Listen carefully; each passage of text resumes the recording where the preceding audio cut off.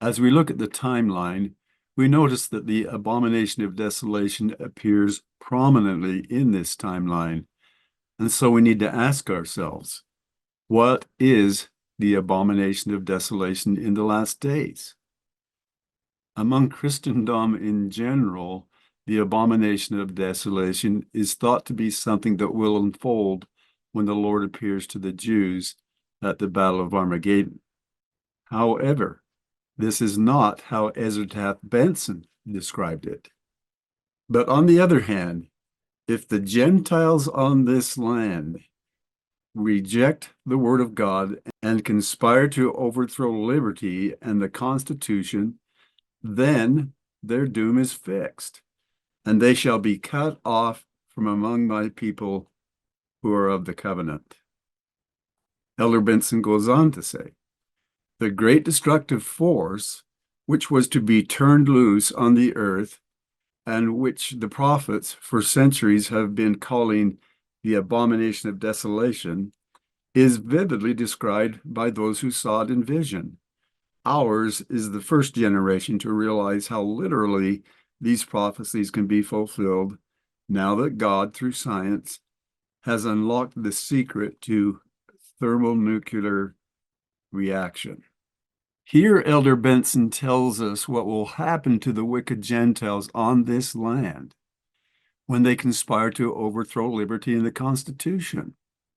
Brothers and sisters, how can anyone who's paying attention fail to see that our government, and particularly the present administration, is doing all it can to throw freedom, liberty, us, and the Constitution under the bus?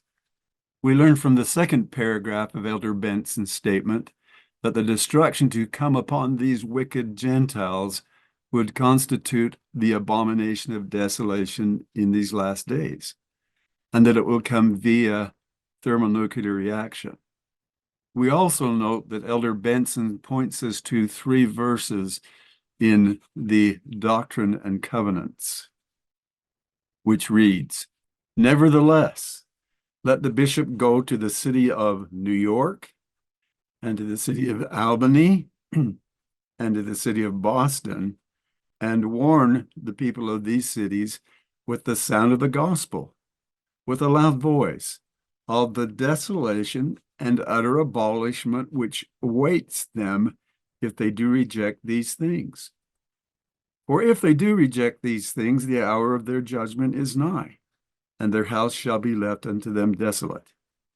Verily I say unto you, the rest of my servants, go ye forth as your circumstances shall permit, in your several callings, unto the great and notable cities and villages, reproving the world in righteousness of all their unrighteous and ungodly deeds, setting forth clearly and understandingly the desolation of abomination in the last days. I don't think the Lord could make it any clearer as to what nation and what people the abomination of desolation in the last days applies to. The abomination of desolation will not only sweep away the wicked of this nation, but it will come just immediately before the Lord's appearance. From Joseph Smith Matthew, we read, and again shall the abomination of desolation, spoken of by Daniel the prophet, be fulfilled. And immediately after the tribulation of those days, the sun shall be darkened, and the moon shall not give her light, and the stars shall fall from heaven, and the powers of heaven shall be shaken. And as I said before, after the tribulation of these days, and the powers of heaven shall be shaken, then shall appear the sign of the Son of Man in heaven. And then shall the tribes of the earth mourn, and they shall see the Son of Man coming in the clouds of heaven with power and great glory. And whoso treasureth up my word shall not be deceived. For the Son of Man shall come, and he shall send his angels before him with the great sound of a trump. and they shall gather together the remainder of his elect from the four winds, from one end of heaven to the other. In this passage, we learn that the abomination of desolation will repeat, and then immediately following, the sun will be darkened, the moon will not give its light, and the powers of heaven shall be shaken. It is then that the Son of Man shall appear in the clouds of heaven, when the Lord comes with power and great glory for the first time. We say for the first time because the Lord will also appear with power and great glory when he appears at Jerusalem. The fact that the Lord will send his angels before him to gather the elect, or the saints, is the dead giveaway that this is the Lord's first appearance and has nothing to do with his appearance to the Jews. The sign of the Son of Man, according to Joseph Smith, is the city of Enoch, which is also the New Jerusalem, which descends from heaven. The sign of the Son of Man descends from heaven. The city of Enoch descends from the heavens, and the New Jerusalem descends from the heavens. Can we not see the obvious connection here? They are all one and the same.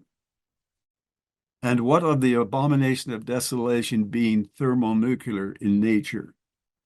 In April conference of 1979, Elder Bruce R. McConkie said, "It may be, for instance, that nothing except the power of faith and the authority of the priesthood can save individuals and congregations from the atomic holocaust that shall surely be. And so we raise a warning voice and say, take heed, prepare, watch and be ready. There is no security in any course except the course of obedience and conformity and righteousness. For thus saith the Lord's scourge shall pass over by night and by day, and the report thereof shall vex all people. Yea, it shall not be stayed until the Lord come. Nevertheless, Zion shall escape if she observe to do all things whatsoever I have commanded her, saith the Lord. But if she observe not to do whatever I have commanded her, I will visit her according to her works, with sore afflictions, with pestilence, with plague, with sword, with devouring fire." In the recent Tucker Carlson interview with Russian President Vladimir Putin, we learned that Russia would welcome the resumption of peace talks with Ukraine. The peace talks that former UK Prime Minister Boris Johnson torpedoed on behalf of NATO with his surprise visit to Ukraine in April of 2022. The continued refusal of the UK, the present US administration, and NATO to support peace talks, coupled with their reported plans to send even more nuclear missiles to Europe, may soon force the Russian president's hand. This very situation may well have been what Joseph Smith had in mind when he said, "But," he continued with emphasis, "when the great bear, Russia, lays her paw on the lion, England, the winding up scene is not far distant." I hope you can see that the abomination of desolation upon the wicked latter-day Gentiles, which shall not be limited to just America, is already at hand, which means that the Lord's first appearance is also at hand and is to unfold immediately after the tribulation of those days. This concludes the second video in this series. Thanks for watching. See you in the next episode.